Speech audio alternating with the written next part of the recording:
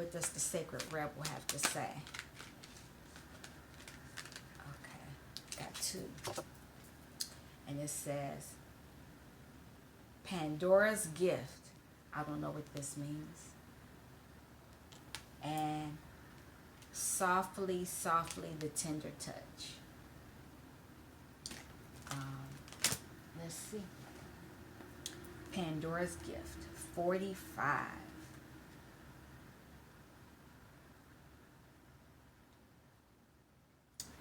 Okay, here it is.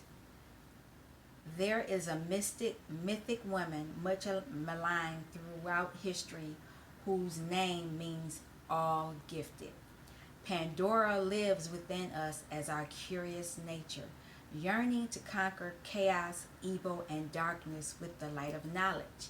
She is the hopeful voice of our soul that asks the questions and, in doing so, triggers the process that brings the answers. Sometimes it is through uncomfortable learning that we find our treasure.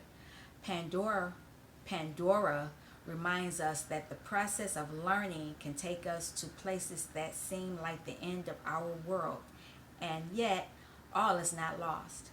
Even now, the light within you is stirring for new revelation, new life, and new adventure. Pandora is all gifted and all giving. Her presence invites you to forego your belief in judgment. Now is the time to surrender the misplaced guilt that you may have brought upon yourself or another, some terrible happening. It is time to let go of the shame-based belief in punishment. This is a belief that you deserve to be brought to task over any perceived imperfection, or that your natural human journey somehow renders you inadequate. Pandora frees the soul from such torment. This is her gift. The human journey necessarily involves learning through experience. There is no shame in your learning process. Pandora's presence is the sign of a new time, a time to swap the notion of inherent shame for the acceptance of inherent divinity. From this moment on, how unstoppable you shall become. Sacred rebellion is happening within your soul as a powerful uprising towards liberation. You are breaking free from the weighty criticisms of the world, from the power games that bore you senseless, and from the insanity of sacrilegious priorities in the world. Dare to disobey anything and everything that is not divine. Pandora is the leader of your soul revolution. She defies the vicious judgments of history and all that has been said about her. She shrugs off mystery, despair, and the weight of the world to recognize that she is the bearer of the true and beautiful light of peace, comfort, hope, and reassurance. With her oracle comes the realization that you too are a divinely defiant believer in hope, who shall cast off the works of anyone who seeks to torment you. As this shift takes place, you shall dare to look within your own being and find the light. You are being put on divine notice from the sacred feminine that there is a talent and ability within you that needs to be acknowledged. There is a worthy seed of something beautiful and necessary within you. If you choose to develop and express this seed step by step, it will become an extraordinary light in your life and in the world. So, poke your tongue out at the naysayers and turn your attention to the bright hope within. You were born to strut your soul stuff. The healing process. Begin by grounding your attention in the here and now, away from daily distractions and your own thoughts. This process will take you beyond intellect and into the purely intuitive knowing encoded in the divine light of your soul. Sit or stand comfortably and relax. Place your hands at your heart and close your eyes for a few moments. When you are ready, you can lower your hands and say the following: My heart light is unmasked from shame, fear, and doubt. Those that seek to torment me are unequivocally uninvited now. I bow only before divine truth, light, and love. All else is summarily dismissed. If you would like to add the dramatic flair of someone hissing, yelling, tongue poking, or some other, I respect your right to live as you choose, but you aren't welcome in my soul. So get lost, feel free. Deuces, that's what I have to say. Be gone. Demon, get behind me. Then take a few moments to imagine, feel, visualize, or intend that you are breathing divine light in and out through your heart. As you breathe this light, anything that is not for your highest good flies out of your heart at the front, the back, and the sides. And the light simply grows and grows. Relax as you do this. It is so natural for the heart to amplify divine light. It is a way that the soul breathes. When you are ready, say the following out loud. I give the true divine beloved permission to guide me into the fulfillment of my sacred gifts, talents, and destiny. May all that was originally intended for me be released into and protected through the divine protection, grace, and my own free will. So be it. Place your hands in prayer at your heart and bow your head. You have completed your healing process. Amen. And number 20, softly, softly, the tender touch. All right. The feminine wisdom of gentleness can assist you now. When we are at a point in life where we want to attain greater things but don't necessarily have a proportionally greater supply of energy at our disposal, it is time to work smarter rather than harder. This is the way of feminine wisdom. However, a cultural ignorance of the feminine way currently prevails. We are generally taught that the more force we use, the more we try to make things happen, the more we will achieve. The feminine way is not about force, nor is it about driving, striving, pushing, or grabbing at what we can in order to create. It is about inviting what we wish to come into our space, into the space we have provided for it, intentionally and in our lives. This method cultivates more energy, causes less stress, and attracts what is desired. It is manifestation by invitation rather than by will or force. So you have to invite it into your life, not grab and push it. There is an old story that the sun and the wind were debating about who was more powerful. After boasting about their prowess, they made a wager. A man walked down the street with a coat on.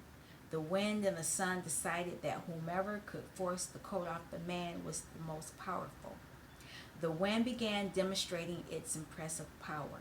It blew and caught underneath the coat, pulling it and nearly ripping it right off the man. But the man wrapped his coat around him more tightly to protect himself against the force of the wind. Eventually, perhaps temporarily out of puff, the wind gave up. The sun took over. He shone down, becoming brighter and brighter until the man slipped off his coat, slung it over his shoulder, and walked down the street, quite possibly wondering what was happening with the weather that day. The wind attempted to do by force what the sun was able to do by being. You are being asked to surrender your forcefulness, your determination, and your intense activity, even if it is just for this moment. Does this mean that you have to surrender the goals you were chasing through those endeavors? Certainly not. This is not about letting go of achievement.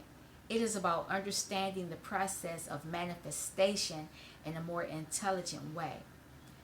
There is a way of creating that gives you energy and doesn't leave you utterly worn out. It is about allowing what you want to come to you. Be yourself, absolutely, naturally, and with ease. Shine your light and allow your presence to invite that which you wish to receive. It is about cultivating an energetic affinity with what you seek rather than feelings of lack and need. Do you see the subtle but important difference? You can gain more with honey than with vinegar. Let me get back to this. To feel that you are already a naturally abundant being who gratefully invites more of what you want into your life is rather different to feeling lack, fear, and wishing your world would change. It is a bit like dressing for the job you want, even if it is not yet the job you have. You energetically embody what you wish to attract more of into your life. Like attracts like. Be the change you want. Be the change. This oracle brings you a message. You don't need to push quite so hard to receive what is naturally coming to you. Your push comes from a place of uncertainty over whether or not you will succeed. You need to relax and have more faith in yourself. All things come in time, rightfully and according to a great loving wisdom. You are not immune to this. You shall have your time and shine too. Rebel against any voice of fear within you or around you that tells you otherwise. It is okay to become softer, to feel the energy of what you wish to attract into your life, and to act as much as you can as though it is already that way. Be that way now. Don't if you always say in the future this is what I want, you're going to always be in the future. You have to be that now. That curse has to be healed now. Not okay, let's heal it tomorrow. No. You're asking, you want that curse healed now. You want that inner child healed now. Let's get back to this.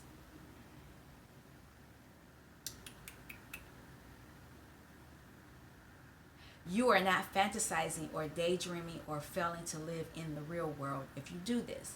You are actually working with the feminine art of manifestation through gentle beingness and attraction. As you soften into becoming what you are seeking, what you wish for will not be able to resist your shining, inviting presence. This oracle also comes with the special message that you have been working very, very hard. You have learned much and accomplished much, but it is now time to change your approach. Let go of any force in your approach to creation now. Everything serves a purpose, and learning the benefits and limitations of the more forceful way of manifestation through effort and willpower was a useful lesson. However, if you were to continue with that approach, it would stop working for you because you are now beginning to create on a far grander scale that is beyond what an individual can manifest through willpower alone. You are individually creating through your healing and art, but also contributing globally to new consciousness through your own spiritual growth. You are part of a global healing manifestation process. You are, through your way of being in the world, helping to birth a new awareness. This new way will heal the human heart and bring it back into balance with nature. This is essential for the human soul to survive, flourish, and to cooperatively nurture the earth rather than destroy her natural resources. You may or may not be consciously aware of the extent to which this new way of manifesting through receiving rather than taking can actually help all of humanity. But nonetheless, it is playing an important role in greater human evolution. It is the power of attraction, of magnetism, rather than that of striving and force that will replenish your energy and restore your body, mind, and heart after your struggle. This change in approach will encourage the shift from head to heart that is essential for your individual well-being and for the greater human evolution. You need to heal so that you can help the world heal. Does this give you absolute permission now in your own mind to take an easier approach to your sacred, rebellious, creative manifestation? Only you can answer that. healing process. Say aloud, I shine like the sun, radiant with grace, and all that I desire comes to me according to perfect timing. I relax, I believe, and receive through unconditional love. This is now so. Amen. And I'll go back to the beginning. When you do all these things, you'll be able to say, I feel complete peace from within. My mind is clear. And if you, by speaking your truth, I speak my truth and allow the universe to light my way. Wow. Healing can take place. Pretty soon I will begin doing personal readings. I have to set my page up and figure out how I want to do these things. As soon as I get that situated, I will begin to do that. But like I said, healing is an inside job. It starts from within. Don't even really, you know, you want to be with your twin, I understand that. But until you heal yourself, you're going to constantly go through cycles of running the Eight of Cups, chasing Eight of Cups, you know, blocking and all that other stuff that goes on that the other readers talk about. You have to heal yourself. It starts from within. You can't, and word of advice, don't blame your twin. Whatever you cussing them out about, stop. Because it's you. You got to deal with it. Once you heal yourself, work on yourself, you will see the changes in them. All right. This is the end of my, oh wow, 114. 1444. Wow, interesting, these numbers. The end of my sitcom of healing conversations with Zuri Bibi. And actually, I would say episode. This is the end of my episode. Until we meet again, be healed, be safe. I leave you in peace. Amen. Good night.